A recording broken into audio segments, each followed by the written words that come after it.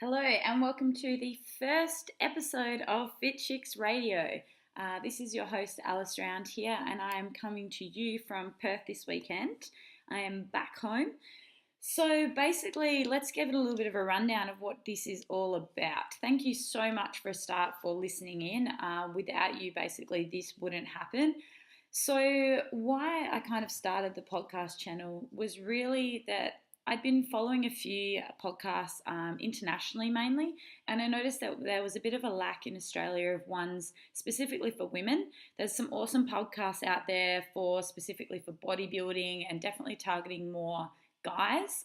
But for females in particular, I found that for your average female that just wants to get fit and healthy and maybe get a little bit more knowledge, but not maybe get right into the whole bodybuilding scene, there wasn't a lot out there.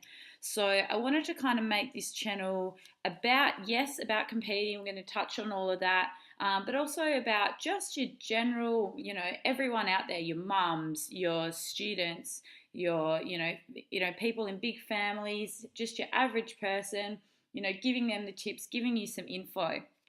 The other second reason probably why I really wanted to start this up was the fact that there is so much crap out there.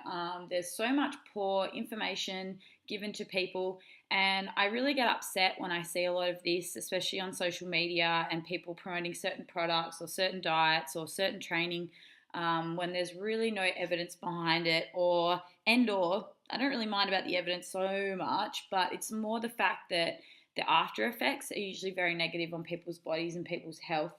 And I mean, I've kind of myself gone through some of this before years ago when I first started in the fitness industry, where people gave me really poor information and they really didn't tell me why I was doing certain things, but they really told me that was the only way that it has to be done. And as a result, my health suffered and everything else kind of fell down with it. So I guess what I want to do is get the info out there, get the hard facts out there.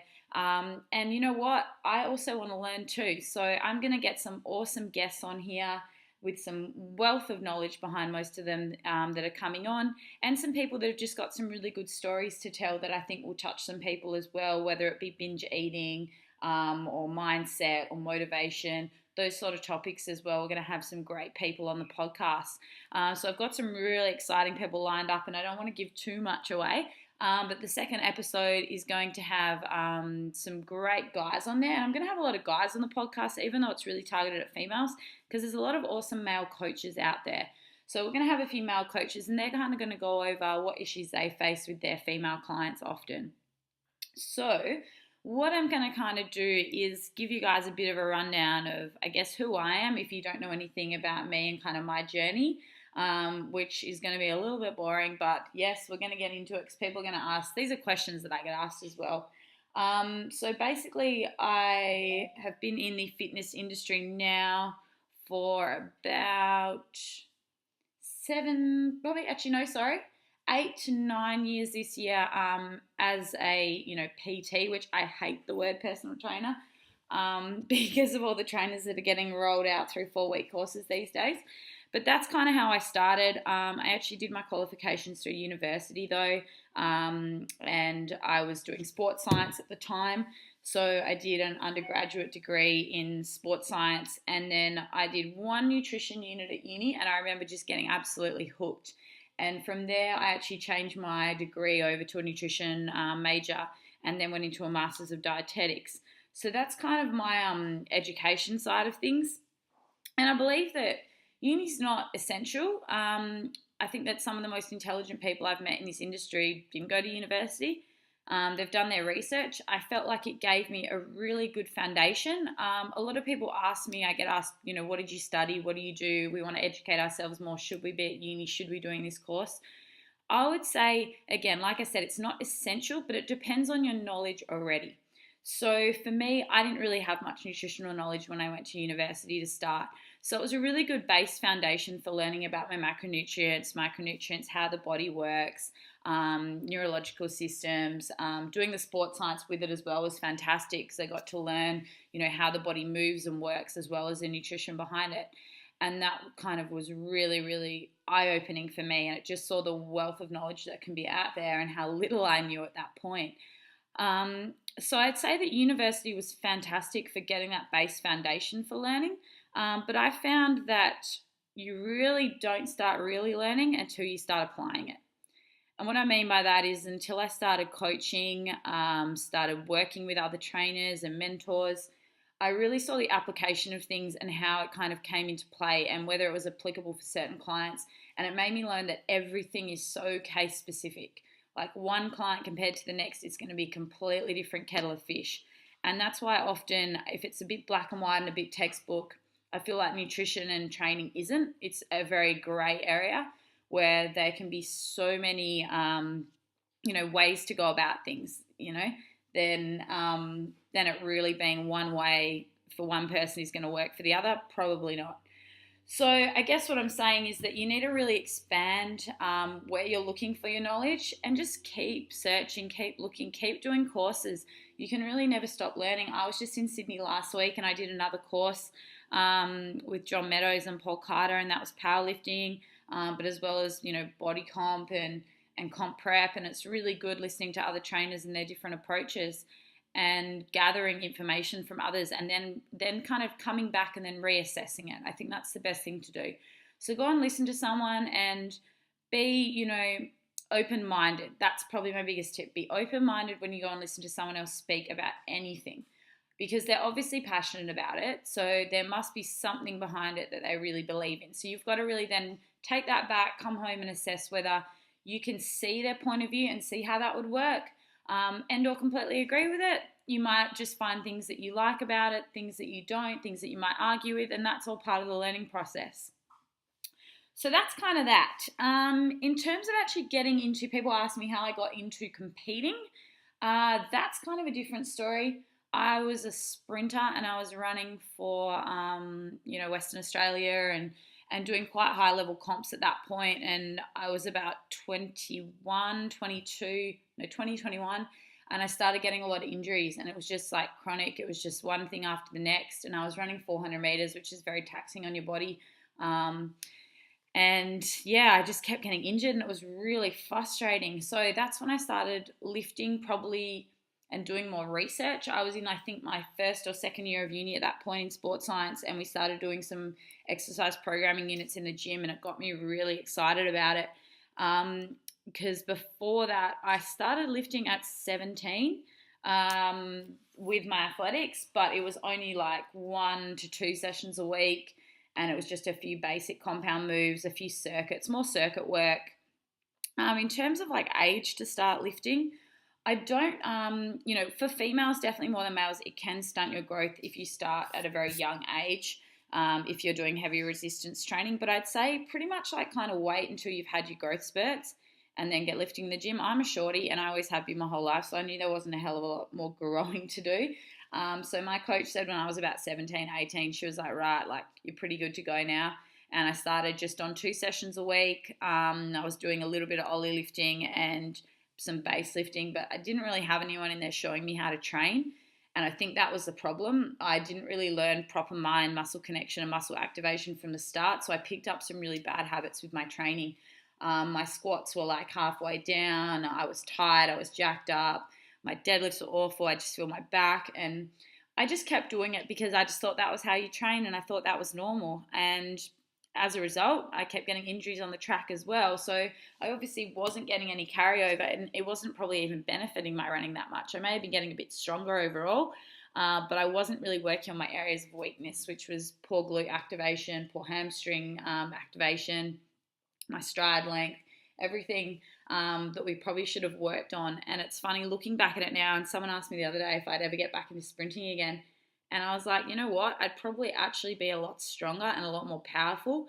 I definitely wouldn't have my endurance. I wouldn't have my lactic acid tolerance, but I'll probably have that strength and speed. And the endurance and lactic acid you can build back up pretty quickly. So it'd be interesting to going back now. That might be one of my little tasks this year, and doing a few sessions and see how much I'd die.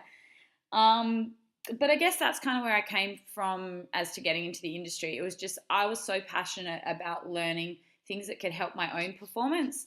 And then when I started training clients, how to then help their goals and their performance goals and their aesthetic goals. And then that's when the nutrition really came into it big time.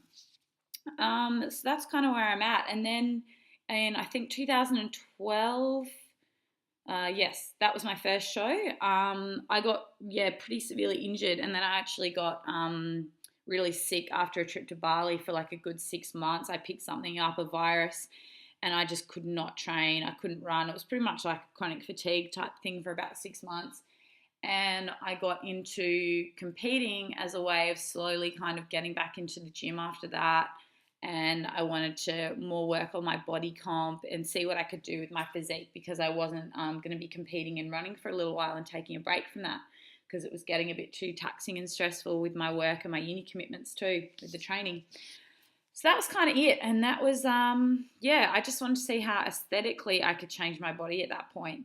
And that was my first IFBB show in bikini in 2012, the Omara Classic. And from there, it's been now, this will be my 3rd year of competing. Yes, I will be getting back on stage this year. For those of you who have asked, I missed the Arnold Classic. I had a lot going on with my clients and my work commitments, everything, just life just caught up with me at the start of this year. So I just kind of let my training, not so much my training, but I let things take a little bit of a backseat, a little bit less focus on myself and more on everything else around me.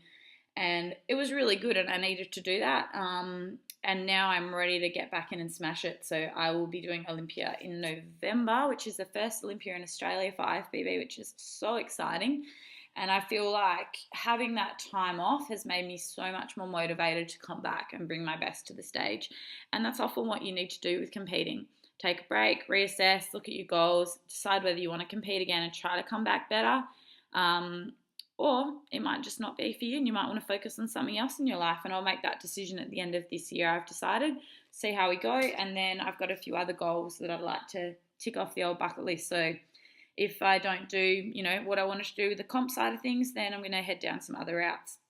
So there's always different things to do and different goals to set yourself.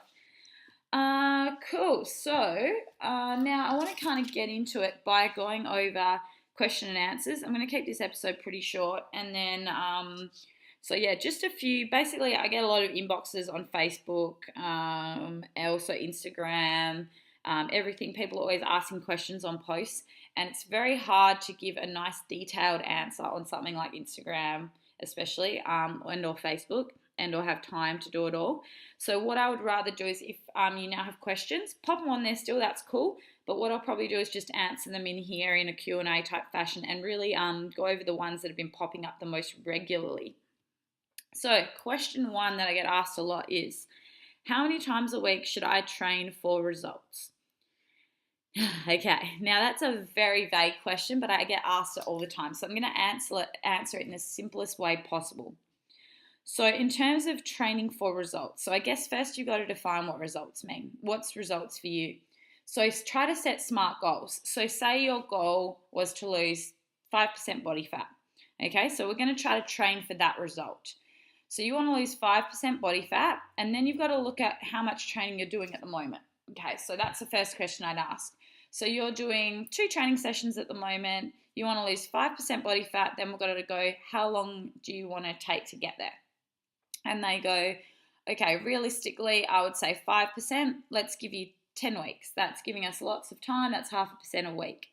All right, so what we might do is then structure a training program that gradually increases as we're heading towards that goal. And then when you're hitting plateaus, we can increase the training volume a little bit more and or adjust the diet. But we're just going to talk about training here. So we start with 2 sessions a week. I'm going to say, cool, first week, I want you to increase that to 3 sessions a week. Cool, keep going. Then we check your body fat in a couple of weeks. 2 weeks in and you're down 0.5%, so we're on track. We don't need to increase it anymore. So we keep going. So the first 4 weeks, you stick to 3 sessions a week. Then when you hit week 4, you only lost 0.2%. So you go, okay, how are you feeling? Do you think you could do 4 sessions a week? And they go, yep, feeling pretty good. Sweet, let's smash it. So then we go to 4 sessions a week, and that might be another resistance session, or it might be a HIIT sort of interval session, depending on what you were doing. Then you keep getting really good results. You keep dropping down. You get to 8 weeks in, and you have dropped down 4%. So you've got 1 more percent to lose. So in that next 2 weeks, I might just say, okay, 4 resistance sessions, you're coming from 3. Let's just add in a little bit of HIIT or a little bit of cardio for the last 2 weeks, as you're going to be getting a little bit fatigued now, and we don't want you to overdo it. And or if you're a bit more advanced, then you feel like you can push to 5 resistance sessions, then we go to 5. Just for that 2 weeks, and then you might take a bit of a break after that 10 weeks and back it back off again to 3 or 4. So remember, results are down to your goals, down to where you're at the moment and where you want to be. Not just you have to train 5 times a week for results. Depends on where you're at. So someone starting on 2 sessions a week compared to someone that's already doing 5, they're going to be in completely different places. I hope that answers that question. Okay, someone asked me how long, I get asked this all the time, how long have you been lifting for? So I would say, this is a bit of a hard question. I'd say, like I said before, I started with like circuits and resistance exercises when I was about 16, 17, only once to twice a week. Then when I was 18, I started on a proper gym program, and that was twice a week. That was a really good start. I probably pushed it up to 3 times a week when I was about 20, when I started working in the gym. And then now I then I started bodybuilding properly, so training more specifically and more frequently. For the last 3 years, I've only probably really been doing that. So since 2012. So 2012, 13, 14, so 3.5. Yeah, coming up this year. Yes, and I've noticed a lot of big changes in that 3 years, definitely. Okay, next one. Okay, this one's one I get asked all the time. Girls specifically tend to struggle to lean out their lower bodies. So the question was, I can't lean out my legs, my upper body gets lean, but my lower body doesn't. All right. Usually I ask them straight away, how many times do you train your lower body a week? And they usually go a lot. It's usually like 4 or 5 times, and they're barely hitting their upper body. So in terms of leaning out, we're talking body fat here, so dropping body fat. Now, if you're training your lower body 4 or 5 times a week and your upper body once or twice, or you're always doing more on your lower body, you're going to put on more muscle. So your legs are going to look bigger, okay? So if you want your body to look more even and your legs to look smaller in comparison to your upper body and look leaner in that sense, I would train your legs less frequently and just focus on your diet to lean you out. So remember, training is not going to be the thing that's going to lean you out. It's going to assist with your calorie burn, your metabolism, your shape, but it's not going to assist with actual body fat dropping. So if you can't get your legs to lean out, I would back off the heavy like quad dominant moves. Usually for a start, I would focus more on still doing lots of glute work, and then probably keeping an even balance between your split of upper and lower body. And then I would then look at your diet. The biggest thing with legs is it's obviously going to be a lot of genetics where you carry your weight. I'm actually the opposite. I lose weight from my legs first, and then my upper body and my midsection last. So it's all genetics and kind of where you distribute fat. But I would say the legs can also be a bit of a contributor. I believe in estrogen levels. So I'd be probably getting your hormones checked if your legs really struggle to lean out and you've tried everything. So if you have high estrogen, you tend to distribute body fat more in your lower body. Again, I'm the opposite. I have low estrogen and high testosterone. So that's why I tend to be able to put on muscle, lose weight from my lower body, but then I struggle more and put it more on my midsection, more like a boy, basically. I think that's why I've always been so sporty. And this is like not from bodybuilding. This has just been the case ever since I was a little kid. So you can tell by looking at people's shape and structure, generally speaking, where their hormones are going to kind of lie by their shape. So I would say check your estrogen levels, check your testosterone levels. Keep lifting because you want to keep your testosterone levels high and your metabolism going. So don't back off the weight training, but maybe change your breakdown of how you're training. Then look at see if you've got anything like soy or parabens in your diet as well. They can also cause a bit of toxicity and increase those estrogen storage sites as well and boost estrogen in your body from those phytoestrogens in soy. So I would probably remove them from your diet if you're having them also. So if you drink soy milk, you have a lot of legumes, that sort of stuff, maybe cut them out for a month and see what happens. But definitely they'd be my top tips for leaning out your lower body. Cool. Next one, and this will kind of be our last one for today, is, okay, this one has been in the media a bit lately. People always ask me, especially because of my sponsorships with protein companies, I need a lean protein for lean muscle. Can you recommend? All right. I don't really know what they mean by lean protein or for lean muscle. To me, muscle is lean. Muscle is muscle, okay? Protein is protein. There is no carbs, there is no fat if you're getting a straight whey protein. So I think what people mean by this is they don't want a protein that's going to bulk them up. Don't buy the weight gainer protein. It's as simple as that. If you go into a shop and you just say you want a plain whey isolate, whey concentrate, hydrolyzed whey protein, there's not going to be much protein or fat in it. So that is technically a lean protein. So as long as you ask for a WPI, WPC, even if you want a slow release protein like a casein, just basically ask for them the ones in the stores that have the lowest carbs and the lowest fat. You just want a really high protein hit. Now, whether my goal be put on muscle or drop body fat, I still use the same protein pretty much year round because for me it's to hit my protein targets, not to hit my fat or my carb targets with my macro splits. I would rather eat my carbs than drink it in a shake. So that's why I always just get a WPI. So go for a nice pure WPI if you are looking for a lean protein. And again, the thing that's going to make you bulk up and look bigger is going to be overall caloric increase. Not just a protein shake, okay? But if you're adding in 4 protein shakes a day to your diet, that's like another 450, 600 calories depending on the shake. So remember, if you're adding something in, you may need to pull something else out. So you're only really replacing it as a form of protein in your diet. Remember that. You're not just adding in extra protein shakes. They're not going to do anything for fat loss if you're overeating as a whole. So please don't buy into any gimmicks and bits and pieces that you see about this topic because I see it all the time and I get really frustrated and I see people wasting their money and that is not what I'm about.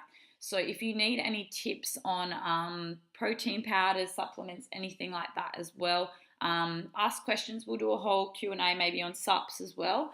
But you can email them to alice@thebodyconsultants.com or inquiries through my website, aliceround.com. It's easier through the website. That would be fantastic. So basically, I am wrapping up this first episode. I'm keeping it short because I've got 3 to put out this week. I'm going to try to put out episodes no less than once a month. We're going to try to get them out fortnightly. And I'm really, really excited about this, guys. So thank you so much again for following and tuning in. And if you need any info, all my links to social media, contact, everything like that will be on the YouTube, also on my website. Otherwise, follow me on Instagram for updates. It's @AliRound. That's ALIROUND. Facebook, everything. Contact me. I cannot wait to hear your questions and move forward from here. And have a great weekend lifting.